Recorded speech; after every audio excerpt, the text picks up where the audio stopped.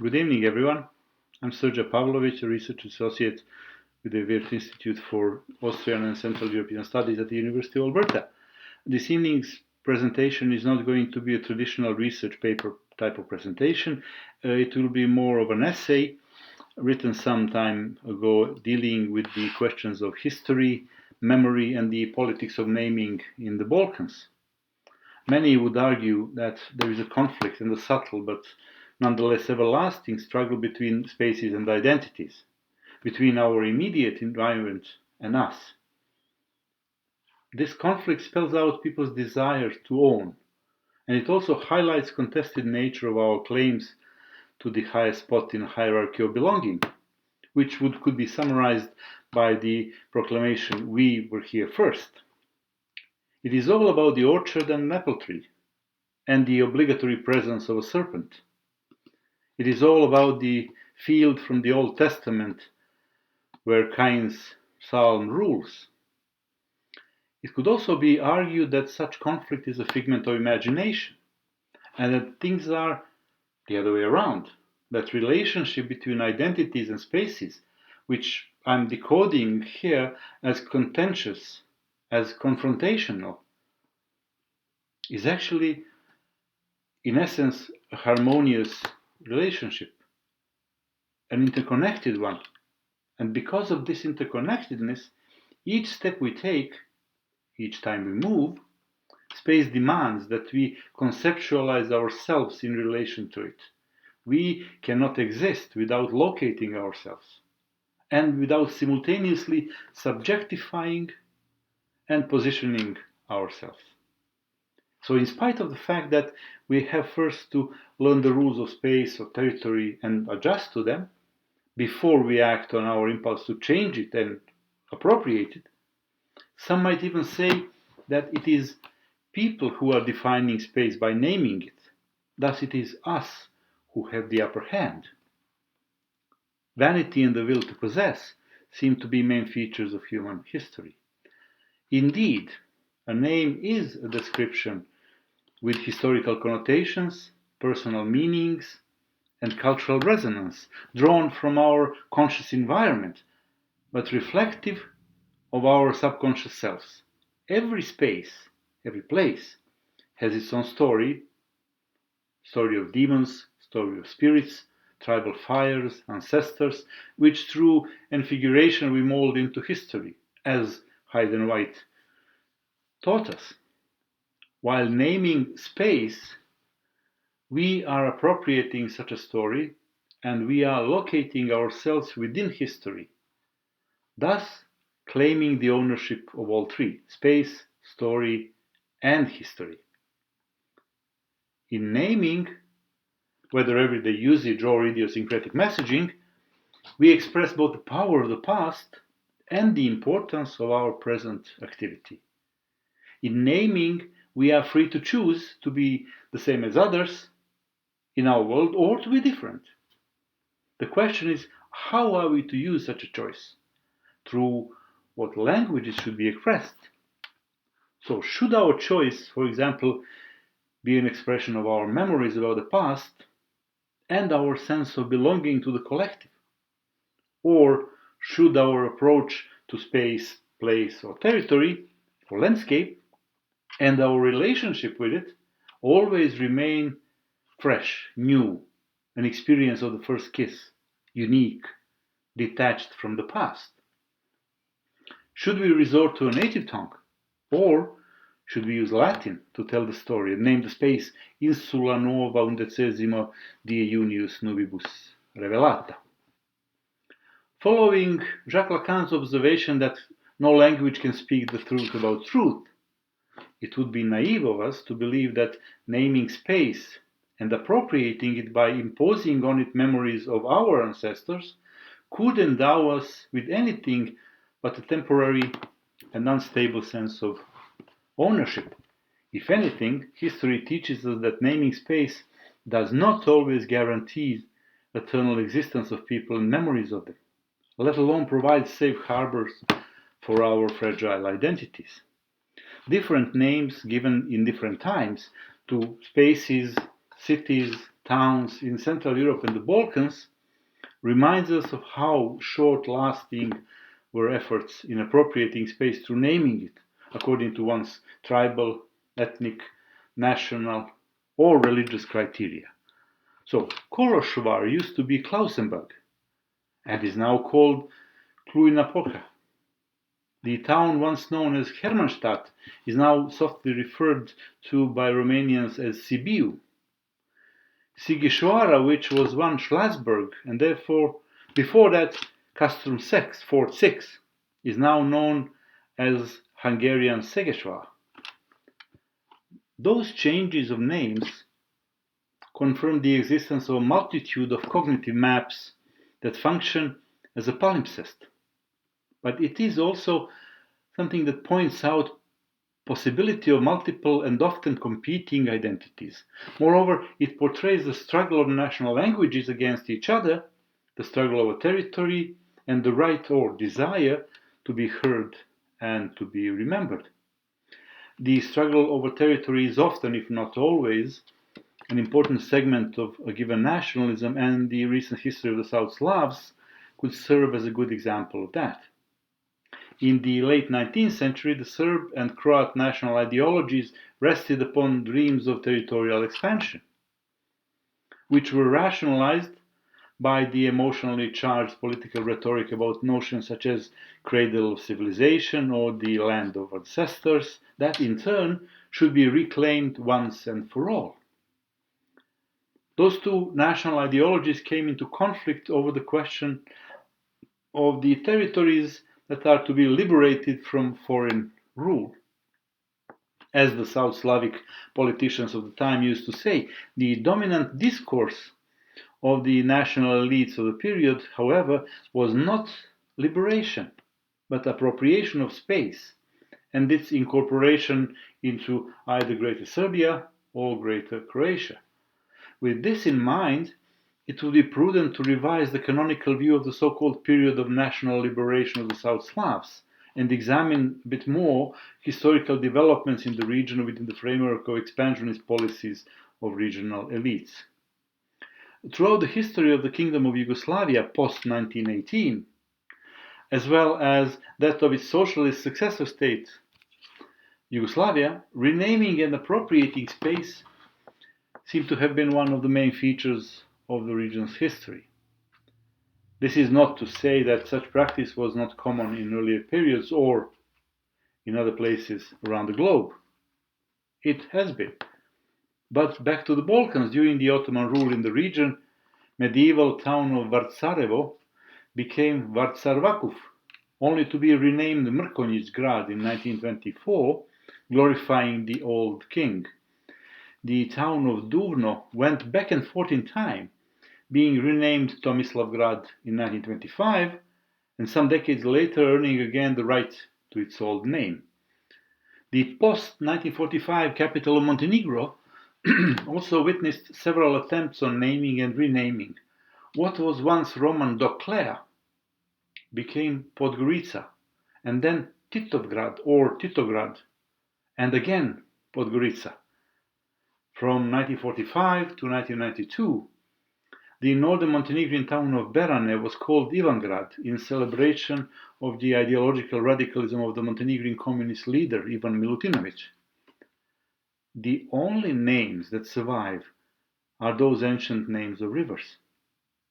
Calm waters adorning western Bosnian landscape are still called River Una. Being among a few relatively stable features of space we inhabit and name, rivers were often used as either a reminder of an old boundary between us and them, or as a modern-day no man's land, separating former combatants and groups that could not live together any longer due to irreconcilable differences. At the time of heightened nationalistic instincts, and in spite of the much-used rhetoric of inclusion, multiculturalism, and reconciliation, as it is still the case throughout the former Yugoslavia, rivers, once again, function as dividers along the lines of ethnic and national belonging and/or religious affiliation. So for hundreds of years, River Drina was the dividing line between Catholicism and Eastern Orthodoxy, as well as between different ethnic and national groups in the region.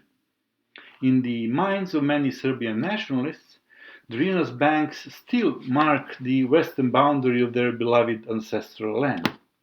Not long ago, River Neretva was enforced as a bloody demarcation line between two communities in the city of Mostar. Aside from cutting off lines of communication and disabling physical contact between people living on the opposing riverbanks, the recent destruction of a beautiful medieval arc over Neretva was also a symbolic cutting off of interethnic and interreligious ties that for centuries bounded together citizens of Mostar. Similarly, former UN checkpoints on the banks of a small stream of water winding through the city of Kosovska Mitrovica were the potent symbol of the current ethnic and national divisions in the Kosovo region. Nationalistic obsession with carving out and reinforcing such division lines might be the reason why many of them intensely hate bridges and try to destroy them whenever they can.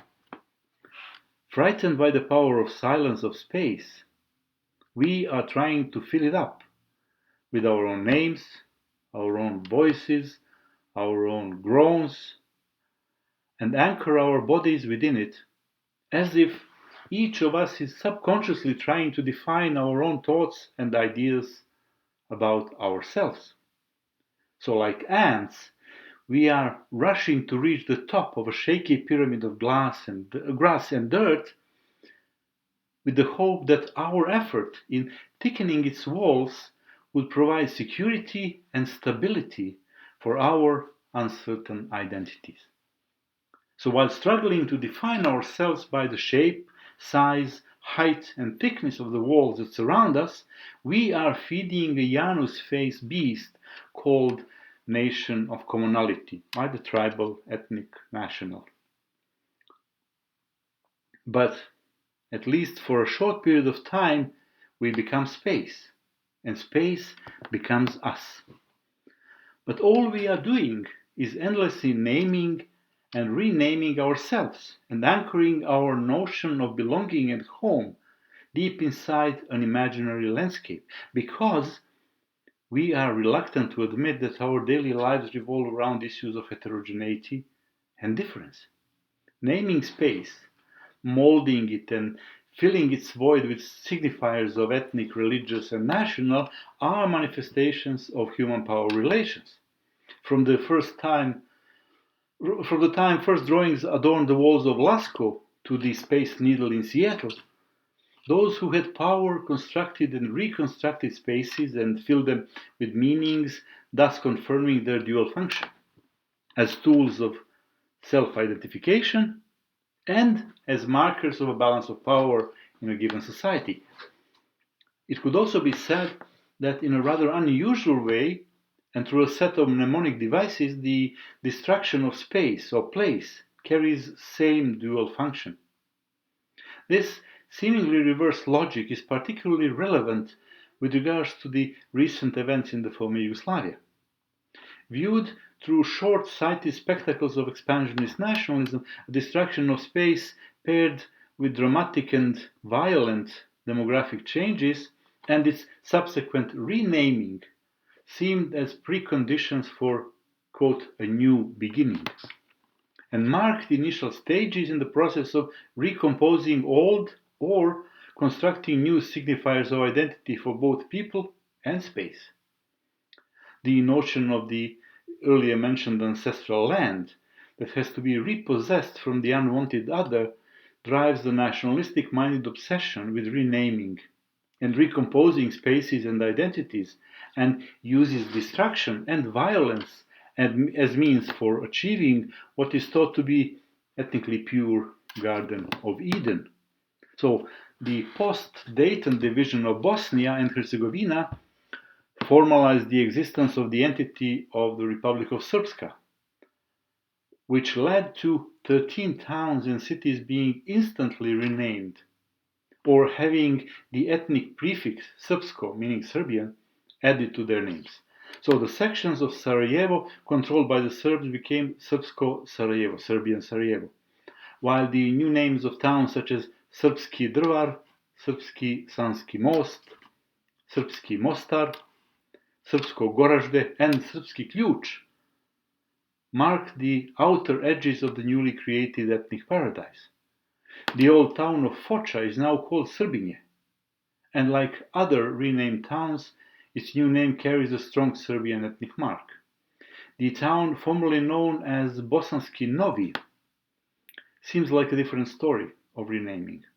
It recently acquired a new set of clothes through its new name, Novi Grad, new town. It is interesting to know that unlike Srbinje, formerly Foča, the new name for Bosanski Novi carries no obvious ethnic symbols. It does project, however, a strong message about the aforementioned new beginning. In the minds of nationalists, a new arrangement of a space constructed or reconstructed in such a way carries a message that everything is indeed in its rightful place, just as it should have been from the time immemorial. What is created is a new landscape with lights of tribal fires bleeding out of it, and a place where restless air is invoking long-gone ancestors, either real or imagined. In spite of such invocations, what we see is indeed a new landscape, because what once was could never be duplicated. It is a new landscape and a new space, because it is the product of our dreams.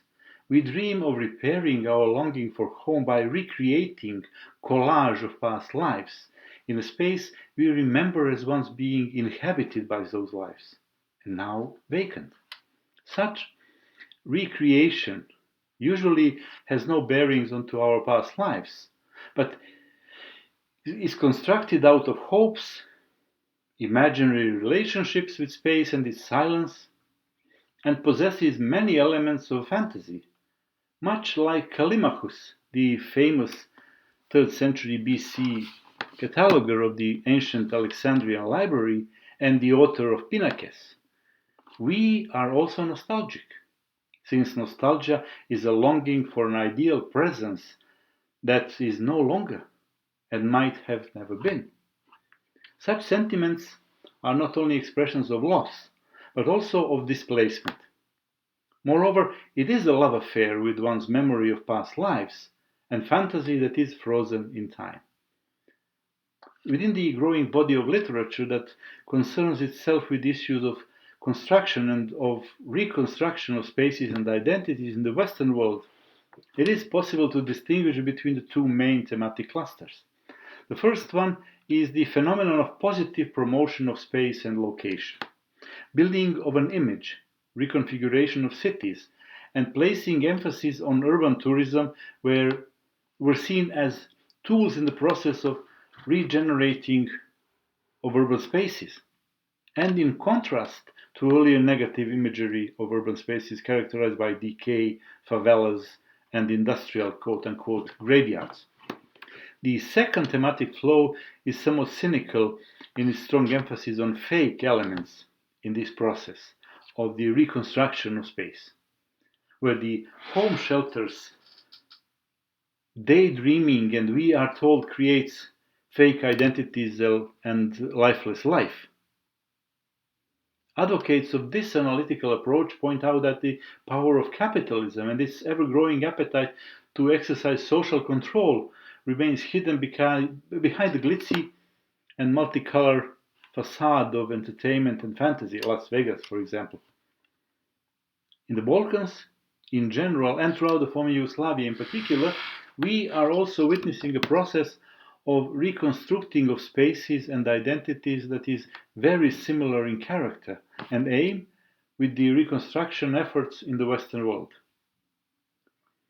This similarity, however, is somewhat hidden behind layers of colors thought unique for a local Balkan framework. Upon a closer examination, it turns out that what we are seeing in the former Yugoslavia, or its successor states, is an awkwardly applied collage of different elements, different signifiers, architectural and cultural, that constitute Western model for revitalizing spaces, urban spaces in particular, and reshaping identities as a consequence of it. Even though it highly resembles Western models, such architectural and cultural simulacrum is indeed new to the former Yugoslavia in terms of content and message, which were intended for both foreign and domestic consumption. Painting it over with local colors might indicate sudden awakening of the local population to the realities of life in a multi-ethnic and multicultural space, while the retention of a few signifiers of past lives and practices, religious or cultural, highlights the notion of being well grounded within a given tradition. So striking such a balance after a bloody conflict in the region seems to enjoy a certain level of acceptance in the West. Even though the daily lives of people throughout the former Yugoslavia might actually function according to a very different codes, the representational character of quote-unquote changes is viewed in the West as a clear indicator of progress. People wearing Armani suits, Ray-Ban glasses, and traditional Muslim dresses intermingle in the lobbies of new office buildings designed according to Western standards. For many Westerners, this means that life in the Balkans is getting better, and dreams of coexistence seem achievable after all. What is being sidelined, however, is the fact that dreams seldom come true. The message intended for the domestic consumption is one of hope and progress. There is, however, a slight problem with such a message. The domestic effort in recreating space and reassigning its meaning is a promise based on a contradiction, because it advocates change while claiming continuity. It is a promise of a new beginning, or, as Hannah Arendt put it, quote, a unique human way of ordering the future. It is also a promise of complete reliance on tradition, since we always have to remain connected to our past, and yet must pull us further away from it as possible. To remain in touch with our past presupposes constant imaginative effort and a love of memory. Because such love of memory in the former Yugoslavia mutated into obsession that fed on blood of unwanted others, it seemed most appropriate to recreate spaces marked with blood and scattered bones by Hollywoodizing them, leveling all graves and then erecting over them clean architectural forms which could hide the disturbing content of an ongoing inner struggle with our memories of recent events. New structures are meant to hide pain and encourage people to try and forget past sufferings. Such hasty external beautification of pain, suffering, and displacement, which still remains largely unpronounceable, disturbs the basic premise of our relationship to space. It depersonalizes it. And our relationship to space or to place is inherently personal.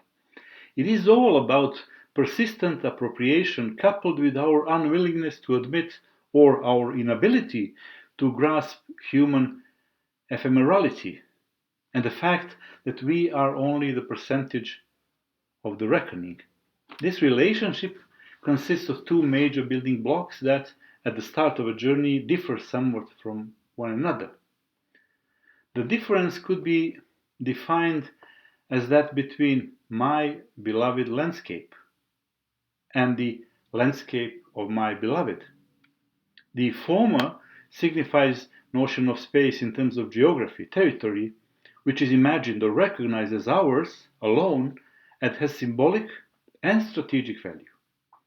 This is a tale about a tree, its roots and its branches, and a story about Antheus, a conservative myth about homeland which keeps us immobile. It is also a dream of the colors of our paradise, imagining a beautiful and exquisite female who shall, at the end of the day, fall prey to one of the warring parties. The latter is the projection of the idea or ideal of home, of belonging, and softness of women's skin, wrapped in a warm blanket of the memory of good old days. In other words, it is a portrait of an imaginary geography of the soul and an effort to change the nature of time and materialize it so that we could revisit past much in the same manner we are able to walk through the old neighborhood once again. In the end, the differences evaporate and the two notions merge. We find ourselves stranded an ocean away from our Ithaca, away from our beloved island on which our beloved shall forever remain unreachable. Thus, the island becomes a symbol and a substitute for both longing for space and for the intimacy of social poetics of a collective. Forever out of reach, the island is my beloved landscape and the landscape of my beloved. Our relationship with it is a romance and an often tragic love story with all the twists and turns of a Hollywood blockbuster. Love, affection, sensuality, betrayal, anger, revenge, regrets, blood and tears. It is a tale of picking up scattered remnants of our past selves and putting back together the puzzle of identity in a slightly different way. It is simultaneously an archaeology of belonging and the recomposition of being, the traces of our past lives that are hastily sewn together in order to fit as best as they could within the new imagined homeland. Thank you.